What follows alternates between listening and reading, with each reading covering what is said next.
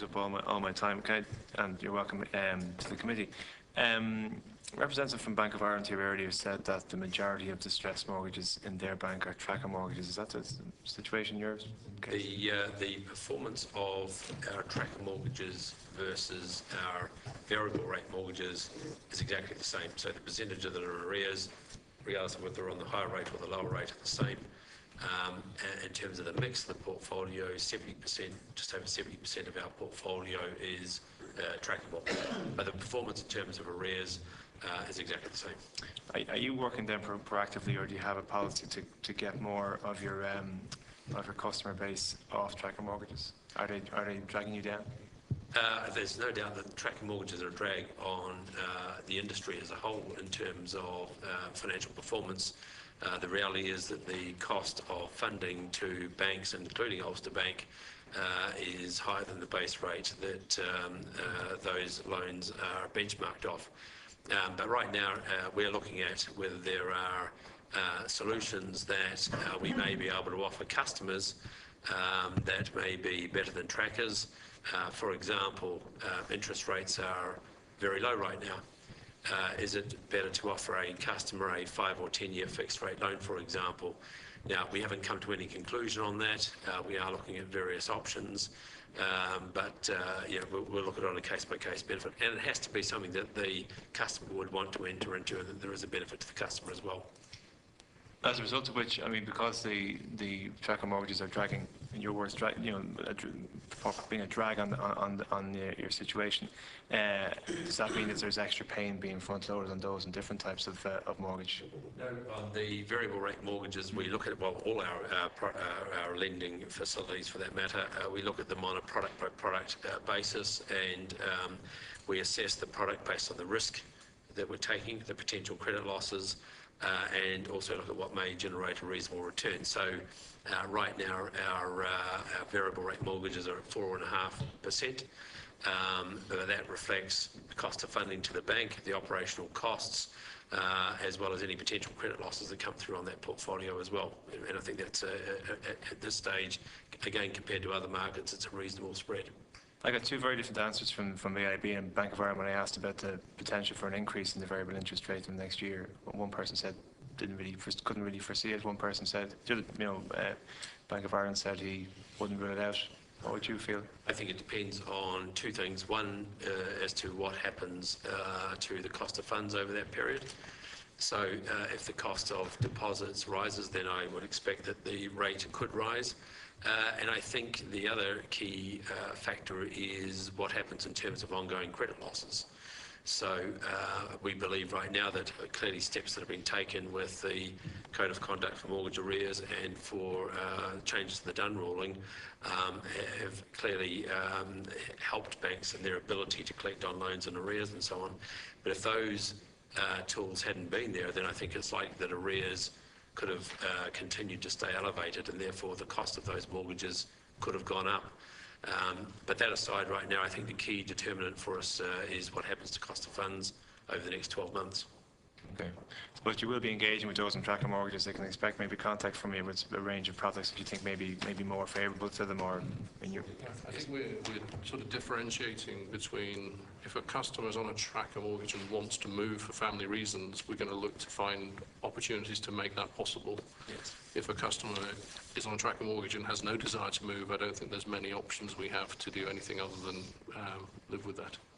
Okay, just on strategic defaulters, it's a bit like, I know when people talk about social welfare, the word fraud always goes in there. I sometimes wonder if this is part of the policy around the banking system, that you talk about defaulters and the word strategic kind of gets in there, and before you know it, that seems to be all we talk about. But anyway, not necessarily suggesting that you're doing that, but there you go. That's just my own thoughts. The AIB told us that they felt it was 20% of the mortgages that they, distressed mortgages, 20% of that number were strategic defaulters. Now, I'm sorry if you already answered this question. Maybe you did, but would it be something similar in your bank? Did you give a different figure? We haven't said a percentage on strategic defaulters. Strategic defaulters, what we've said is that of the total mortgage arrears portfolio, the total number of mortgages that are in arrears, 35% are not engaging with us and aren't paying anything. Are these, in your experience, are these buy-to-let properties mainly, or are they owner-occupiers? Both. Why would somebody want to strategically default on a property that is their only property that they're living in? I think that there are a combination of issues that may have led to that. One is that I don't think the banks had enough people to talk to, didn't have enough staff to talk to them specifically around mortgage arrears, and also didn't necessarily have the right solutions. I think that was a factor.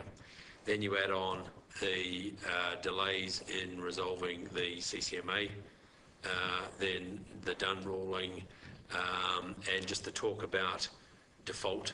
I think all of those factors have probably played a part in some of those people choosing not to pay. But surely somebody who's a strategic defaulter in your terms of an owner-occupied home is not somebody who is being devious. It's somebody who needs help. We don't know the answer to that because they're not talking to us. Our view is that there is a cost of living. Would they be frightened? Is that the reason why?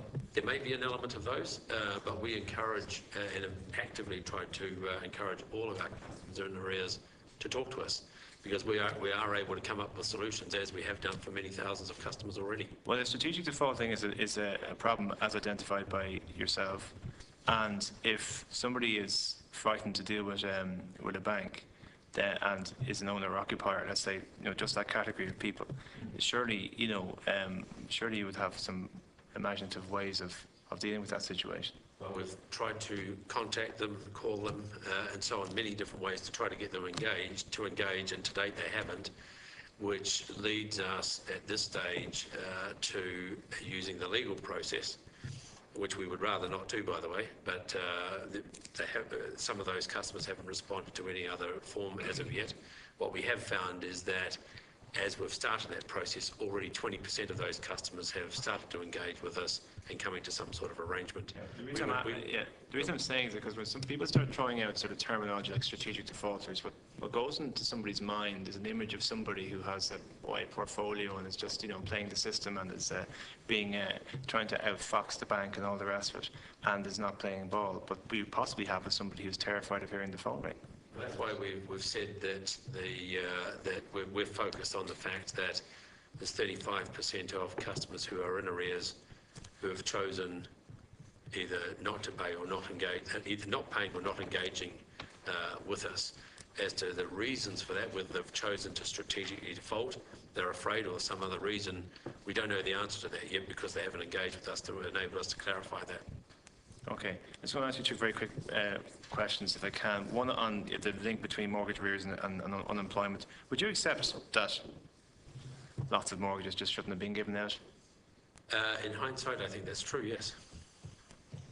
Okay, given the financial situation of the families involved, the individuals involved, their income at that time, they shouldn't have been given those mortgages? I think that's a different question. I think at the time... In my mind, it's the very same question. Well, at the time, I think loans were given to customers based on reasonably expected financial circumstances in terms of employment, for example. And the reality is that since the financial crisis, people's financial circumstances have changed, that people have lost their jobs, their incomes have decreased as well. So if you had foresight, for example, as to whether that may happen, or hindsight, I should say, maybe in some cases you might not have. Yeah, but I'm sure though that experience will, teach you as to how to, to manage your affairs in the future.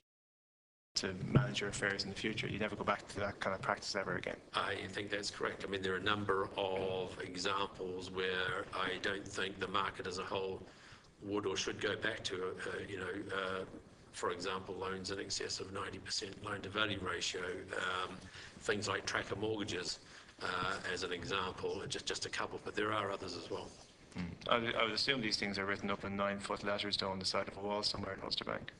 I think that's written well and truly indelibly into our policies going forward. Well, I hope so. Just finally on Priory Hall, and I know you've made some comments about this already, so 5 minutes. Okay. What the families who are involved in Priory Hall listening to this really are clinging on to every sentence, every letter you say, all right? We had two different responses again, one from AIB, which was reasonably positive, saying they're going to deal individually with families, yes, but they said in a number of weeks we should have positive solutions for these families. They were disregarding the court case, disregarding everything else, say, look, we're going to be generous, we're going to be open, we're going to be honest, we're going to try and find a solution for these families in the short term. Welcomed by the families. Earlier today, wasn't particularly as encouraging, but, now we can easily just say case-by-case basis and, the proper formal language, or you can say something which is going to indicate to these families that this is a particular situation, that you're aware of, that it's unique, and that we can find imaginative solutions and positive solutions for the situation we find ourselves in. Okay? I'm just wondering, you can give me the cold-faced, straight-laced banker answer, or you can give me something that the families will respond more positively to. But it's over to you, really.